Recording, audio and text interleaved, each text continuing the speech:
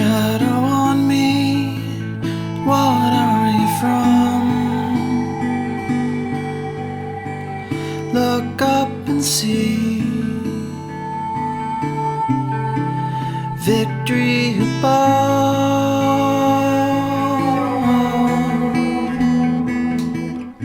From the beginning, music has played an important role in our connection with nature.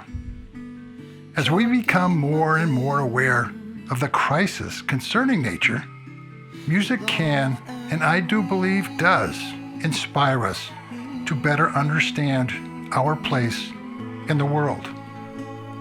Nick Byron Campbell is a musician who lives in Bend, Oregon. His latest work is called Untitled and Driftless and is performed and produced under the moniker Left Vessel.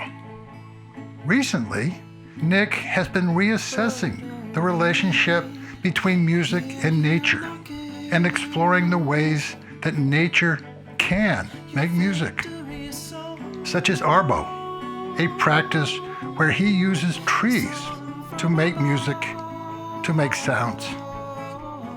As I learned more about how nature has been influencing his music, I knew I wanted to have Nick and his music featured on the podcast. So here is my conversation with Nick Byron Campbell. My name is Stefan Van Norden, and this is Nature Revisited.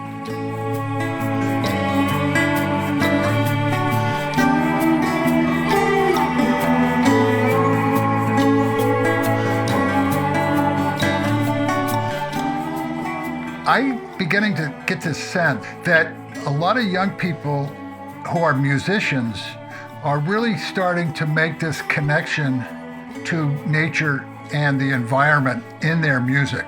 And I think it's really exciting. But let's start at the beginning. Where are you from? Where were you brought up? I was born in Cincinnati, Ohio, and lived there for the first 7 years of my life. And then my family sort of took a unique left turn, and my parents dropped everything. My dad found a job in New Zealand, and we moved down there. So I lived a handful of years in New Zealand that were incredibly memorable and impactful years for me. And then we moved back to Ohio, and I was there till I finished high school. And after that, I've bounced all over the country. So I lived in the South some, lived in New York City for a while, California, now Oregon. Yeah, I've been sort of sampling different places around the country. New Zealand, it's supposed to be an incredible place. Oh, yeah. And even at a young age, I mean, the memories are just incredibly vivid. It's incredible nature there, and a wonderful sort of society around it, too. It was a good place to be. Yeah, and it definitely influenced me in ways that are with me to this day. How are some of those ways?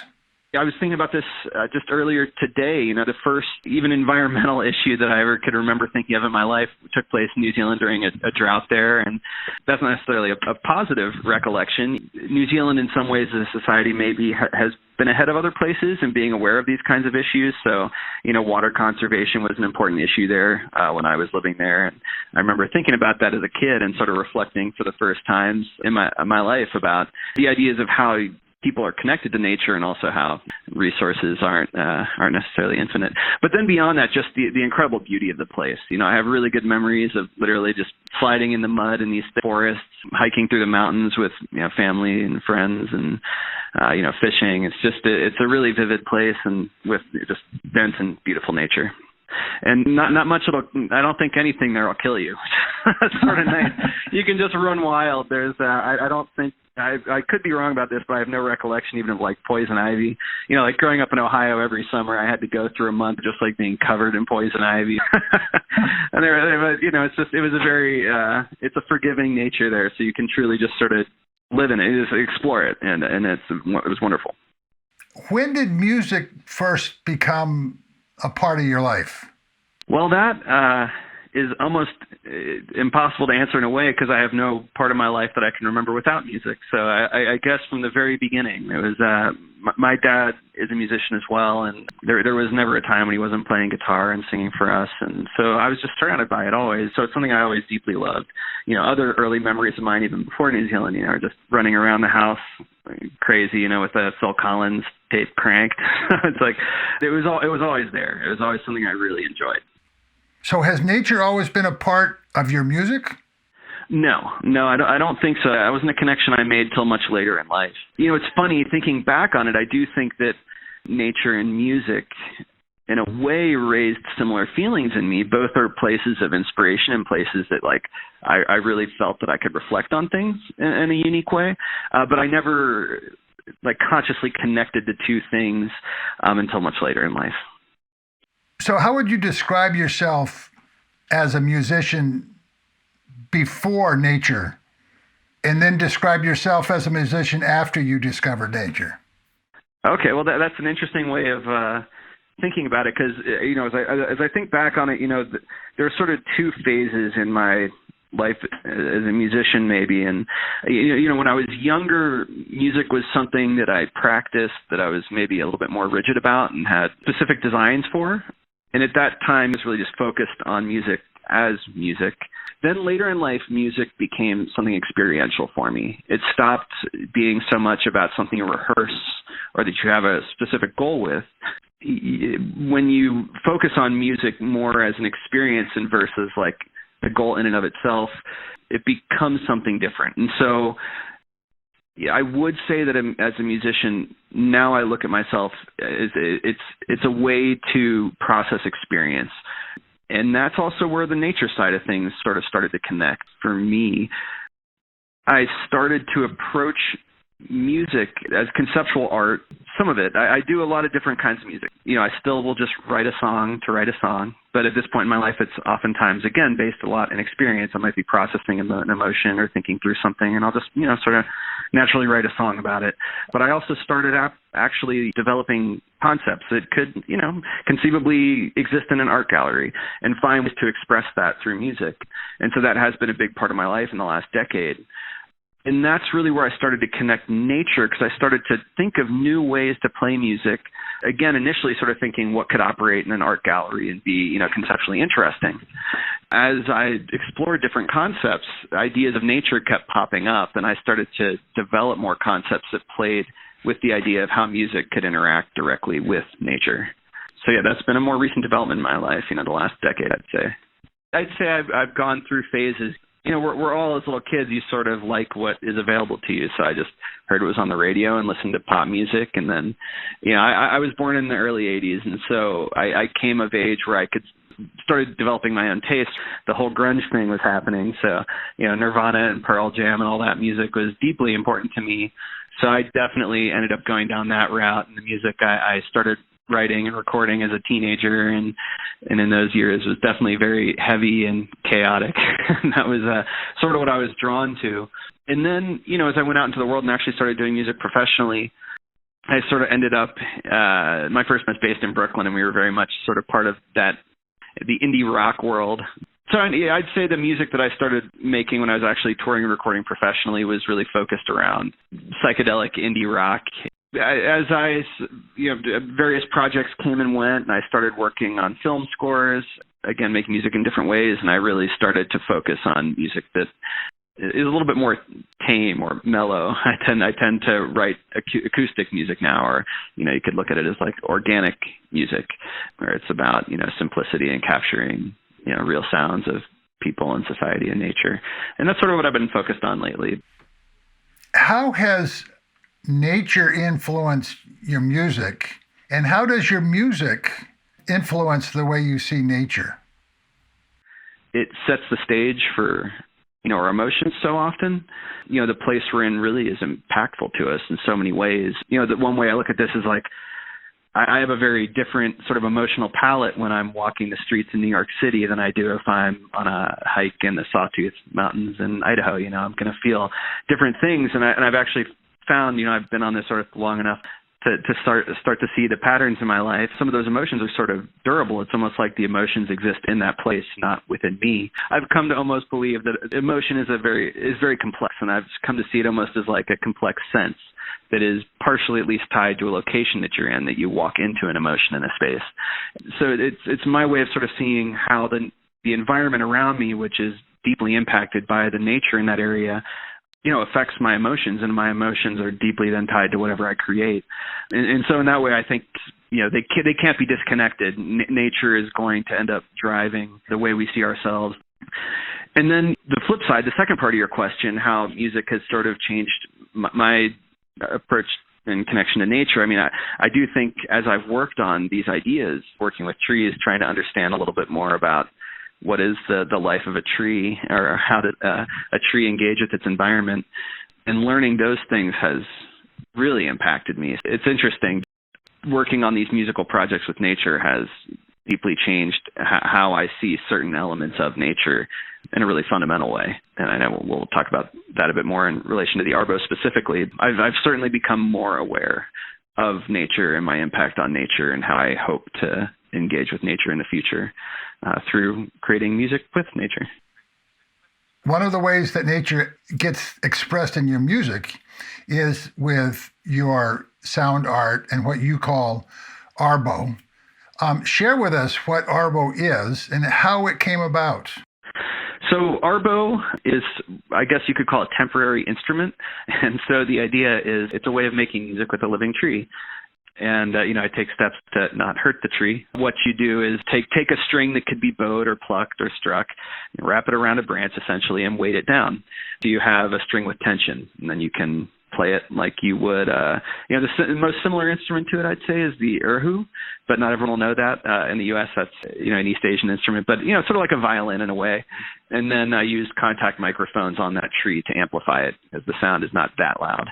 Where this idea came from, initially it truly was just, I sometimes just daydream of new ways to make music. It's something I started doing when I started working on sound art and doing stuff in galleries. I just, like the first thing I thought of was playing guitar with fishing wire for some reason. It ended up sounding pretty cool, and I did an installation with that, and then I started playing with flowing sand, finding ways to strum instruments with flowing sand, and that was, beautiful and fun to do. And so I'm always just thinking of new ideas, and that for whatever reason was like, play music with a living tree. I wonder how you do that. And I just started exploring different ways that it could work, and came to actually what is an incredibly simple instrument, actually. I mean, anyone could do it in 5 minutes. If you have any kind of, piano wire or guitar string laying around your house, you could go do it, which I thought was sort of fun too. It's a universal instrument. If anyone was inspired to try it themselves, it would, it takes very, very little work to be able to do it. The wonderful thing about it too is it forces you to actually make music in nature. You have to be in a forest. You have to be engaging with nature in its own location. And each time it's going to be different. No two trees are ever going to be the same. I think of projects in phases. Like first you got to figure out how to make it work. And so Arbow for me is still in an early stage. Eventually I would love to do full ensembles of just Arbow with multiple people playing. And so that's the next step. But right now I've been using it to accompany recordings. Part of the song will be on a traditional guitar, then play the Arbow, as like a violin would be on top of the music. So yes, it is on a handful of tracks on my most recent album in that context. Do you not have a video on your website that kind of shows this? And what is your website? It's leftvessel.com. leftvessel.com. Yeah, there's a clear link there for Arbow. And so, yeah, you can watch sort of how that actually looks in practice. I did a small documentation of the process during an artist residency recently. There was an artist residency that I had reached out to because they specifically were open to sound art experiences. And again, I approach this from a gallery mindset, so I've always had my eye out for unique, creative, or artistic opportunities that would allow me to expand any of my ideas. So this is the Crystal Creek Canyon Lodge artist residency, and it's based in Houston, Minnesota. I was able to spend, I think it was about 10 days in a cabin there in the woods, just focused on this. And so it was the opportunity I needed to really lock this idea in. It's something I've been tinkering with for a while, but I just needed some space and time purely dedicated to the concept. And so that's why I ended up there, and I'm very grateful that that is where I ended up. It was a perfect location to work out this idea. Now, did this idea lead to your latest album, which is called One and Driftless? The album sort of came together over time, so there were other ideas I was working on at the time, but it became incorporated into it. So it sort of became part of the whole. And so the way I look at it now is that that album sort of ended up breaking into two pieces. It's all about connection, but half of it's about connection to nature, and half of it's connection to other people. And the connection to nature part was, most of that was written and recorded right there in Minnesota in the woods. And so it's deeply impacted by, that experience and the nature there.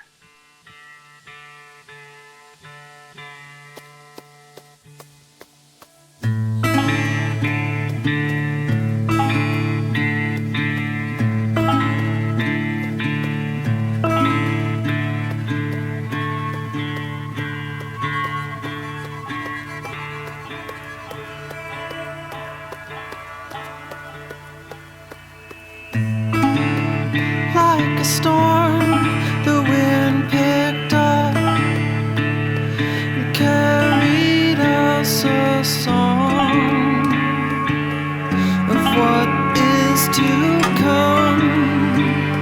We're here to tell you how you will walk off and be gone into our arrival. Your time is done now.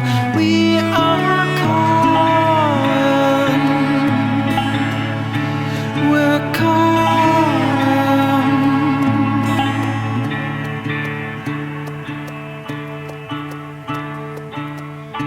We won't. Yeah, so Arrival, it was one of these pieces that I wrote and recorded all sort of at the same time in this one location in Minnesota. And so it's very literally inspired by, what I was experiencing in that space. And so that day a storm was coming in. And so, you hear some foot stomps in the intro, and that was just me stomping my foot. This storm arriving as sort of nature sending a message to humanity. So it's interesting because it's a song of triumph. I was writing it from the perspective of nature, that, ultimately the ecosystem is going to do what it does to triumph for the good of all life as a whole, but that could end up coming at the expense of humanity. I don't know. I hope that it doesn't have to be a dark thing. But that's what that was about, quite literally influenced by a rainstorm. So describe this album, what inspired it, and when did you first think of doing it? Yeah, so the album itself first started very, very traditionally. I had some acoustic songs, and I should say I've usually played with bands, putting out an album of sort of more quiet acoustic music that was largely done in a solo setting. Was different for me, but I started pretty traditionally, just in a studio in Los Angeles, and I don't want to get the wrong impression. It didn't start with any grand ambition. I just had a couple songs and wanted to try to make something simple and organic initially. Not a band, not a ton of stuff going on, just focused on the songs. And then right around the time that I started tinkering with these tunes, the Arbow concept popped up, and I started working on it. And that led me, of course, to Minnesota. And sort of this bigger picture started to emerge of all this music that was really based around organic music, made with acoustic instruments, real sounds, real spaces, and it became even more literally organic. Writing and recording in the middle of the woods. What ended up coming out of it as a consistent theme, like I said, is the idea of connection. And some of it overtly about our connection to nature. Then I'd say the second half of the album really focuses more on relationships between people, which still all happen within the context of nature at large.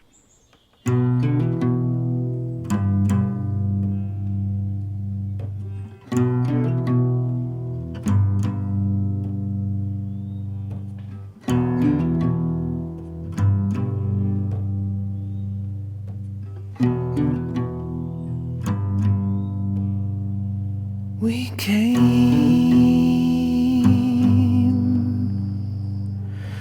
here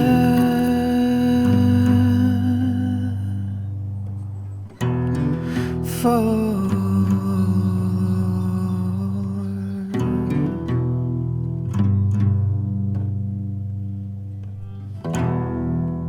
A reason, I'm sure,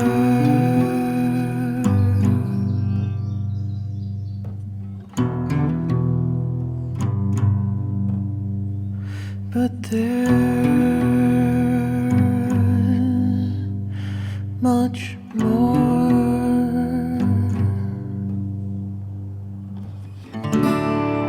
Self-reflection as a leaf absorbs the sun. The sight of green earth So, first words, the funny thing is they were the last words I wrote while I was there in Minnesota, but the music was the very first thing I had played when I sat down. So I knew I had to create a song out of it because I really did want the entire experience there to be captured in a really natural way. And so, I literally sat down on the back porch of the cabin when I first got there, and the chords there, the literal first sounds that came out of my fingers. Then the lyrics there sort of became sort of thinking about nature, reflecting on taking the time to stop and look at our place in the world. And I was doing it from a personal perspective, but then in the bigger picture, talking about how as people, we need to always take the time to reflect on our place in this world and how we engage with it. The album, One and Driftless, is performed by Left Vessel. Who makes up Left Vessel, and how long have you been performing together? So really, Left Vessel is myself, approached from sort of a solo acoustic performance perspective. There are layers on it, though. I mean, I've had some wonderful collaborators at this point on the project. There's Ken Oak, who played the cellos beautifully. Andrea Blunt provided some vocals and violins, so definitely, need to shout out to them. And then one of my favorite musicians these days, a guy named Corey Hansen from the band Wand. He ended up mixing it, which was a real honor to have him sort of put his hands on the music. And so there are other people who absolutely impact the music and are a part of it. But at the end of the day, Left Vessel is a solo project, so it's just myself. And, I've played a couple shows here and there with this project over the last couple of years, but this right now is sort of me finally rolling this out as a project to the public. So I do look forward to banding live. And that'll definitely include other people who will provide their musical talents as well. Which was my next question is, do you perform live? And how does that happen? And are you starting to return to the stage? The nature the performances happen within, it changes. So most often, it's acoustic guitar based and more traditional just because that's what most venues allow for. You can't haul a tree into most music venues. But like I said, a really important goal for me is to actually move the Arbow towards ensembles and doing performances of music in a natural context. So I won't lie, I haven't figured out how that works yet, but that is a big next goal for me with this project. Is I would love nothing more than to put on performances in natural environments with the Arbow and with other instruments accompanying it. So yeah, I can't yet say when that's going to happen, but that is my next mission I'm working on now.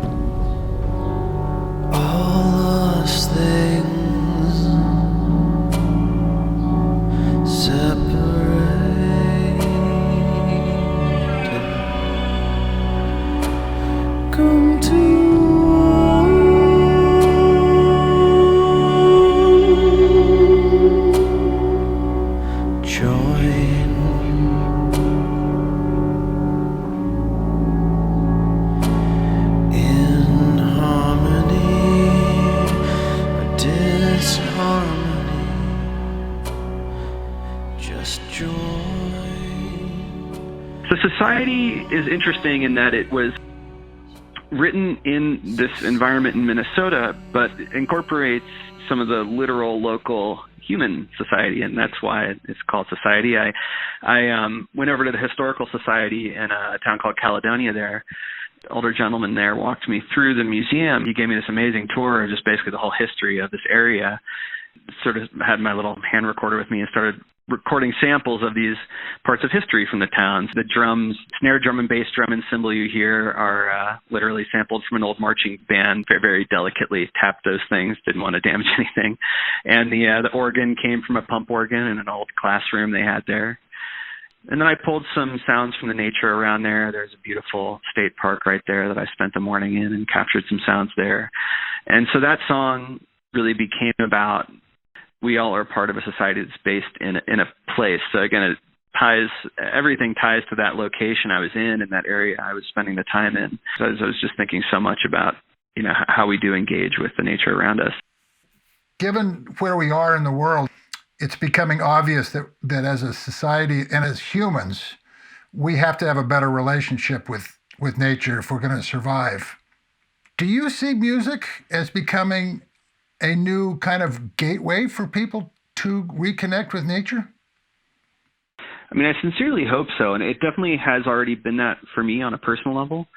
I think a lot of people are opening their eyes to this reality of how truly small the world is and how, in a lot of ways, it's a closed system that we are inside. We have to respect that. It's not something that we live apart from. And I think more and more people are coming to that realization. And so I think that ends up influencing everything, all kinds of art and all actions. And so, looking at it from the big picture, any kind of creativity is more and more going to at least think about nature. Specifically with music, I do see other people, playing with these ideas, and I genuinely hope it can become a growing movement to actually use music to engage with nature in meaningful ways. Either, it can be as simple as in lyrical content, speaking about it. But, obviously, from the way I'm approaching it, I'm trying to physically find ways to engage with nature in a respectful way that, in terms of actual sustainability, something like Arbow is not, I definitely don't want to put it on any kind of pedestal. It's not going to do anything in a large sense from a literally sustainable perspective. But my genuine hope is that it's a gesture that can help people stop and think about nature and how they engage with nature in a different way. I know other people are doing that work, and I really, really do hope that becomes a bigger part of music. So you think music can help us become better stewards of our planet? I think it absolutely can. And I would say that there are serious actions outside of music that need to be taken. I mean, I know you'd agree with this, to ensure that the world can be a healthy place that we can exist within. Music inspires us. Just like I said at the beginning of our conversation, nature and music are things that we go to inspire us. Step outside, you just enjoy the silence and breathe in the smell and see a good view, and it inspires you. It gives you a moment to reflect. And a lot of us go to music for the same thing. So if music is focused in a way to help us think about nature, it can inspire us, I think, to be better partners with the nature that we are connected to. I do think that there is something going on in the music world. I agree. And nature. I personally think the only way we're going to survive is if we make our relationship with nature personal. Yep, that's beautifully put, yeah. And music does that. Yep. You said it better than I think I did or could have. It's so true. And it does have to become personal. There's not really much difference between a person and a tree in the larger sense. We're both players in this ecosystem. We're doing very, very different things. We have different paths we walk, but at the end of the day, we're having to live together in this exact same space, live and survive together, hopefully. Like I said, I approach music experientially. I don't really have a plan for where it's ultimately going to go. I have ideas that I want to execute, like an ensemble of Arbow players is my next project. But, I don't know the end point. I don't know where it could go. And so I'm always someone looking for people out in the world who are inspired or have creative ideas of their own that might connect to anything I'm doing, that it could grow. And so your podcast is focused on something really wonderful, sort of in a large sense. And I would say to any of your listeners, you can feel free to reach out to me if you're inspired by anything I've said, or you have any concepts you're working on in relation to nature that integrate well with something like Arbow. You know, I love finding ways to expand a concept. So I'm always open to communication and ideas.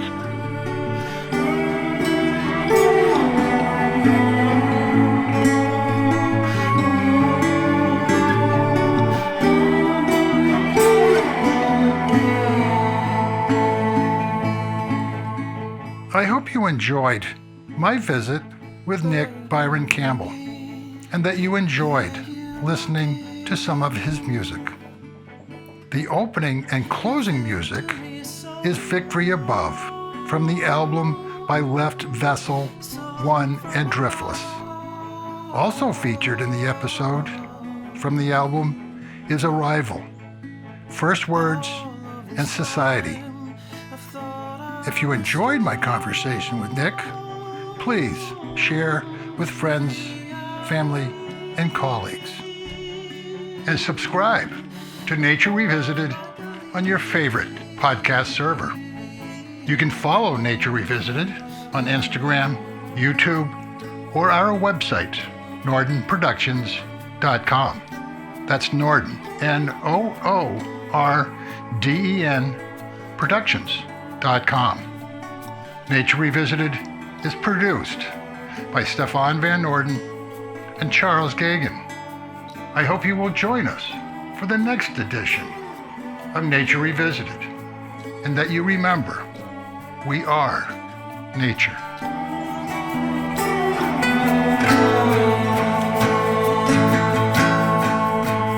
Do we feed one another, see one another, believe one another, 'cause we will be one another.